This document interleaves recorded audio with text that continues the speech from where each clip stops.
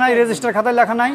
হ্যাঁ, অবশ্যই ডকুমেন্ট থাকতে হবে। আচ্ছা, আমি আরেকটা কথা বলি, একটা রেজিস্টার খাতা মেনটেন করবেন, যেহেতু আপনার খামারে অনেকগুলো গরু, হ্যাঁ 40-50টা গরু, হ্যাঁ প্রত্যেকটা গরুর আইডি দিবেন, নাম দেওয়া আছে, নাম বা আইডি দিবেন। আইডি দেওয়ার পরে আপনি যখন চিকিৎসা করবেন, ভ্যাকসিন করবেন এবং প্রজনন করাবেন, তখন সবগুলোর রেকর্ড আপনি সংরক্ষণ করবেন।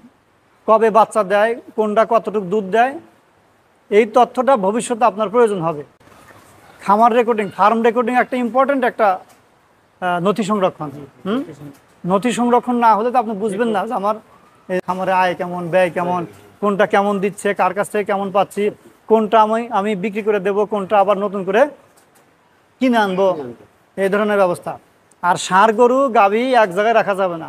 গাভীর জন্য আলাদা শেড, ষাঁড়ের জন্য আলাদা শেড, বাছুরের জন্য আলাদা শেড, এগুলো করতে হবে। আর আমি এর আগে যে কথাগুলো বললাম, যে এখানে যে মাকড়সাগুলো আছে, হ্যাঁ এই মাকড়সাগুলো পরিষ্কার করতে হবে, সিলিং দিতে হবে। হ্যাঁ, সিলিংটা কি শেড সিলিং? সিলিং ঠান্ডা হয় কিসে? কোনটা স্যার? ছন অথবা এখন তো ধানের আটি দিয়েও সিলিং দেয় অনেকে। ছনের অথবা ধানের আটি দিয়ে সিলিং দিবেন, সিলিং দিলে ঘরটা ঠান্ডা থাকবে। আর এখানে যেহেতু আগে ঘর যেহেতু আগেই ছিল, সেক্ষেত্রে বাদ বাকি কথা তো আমি আর বললাম না।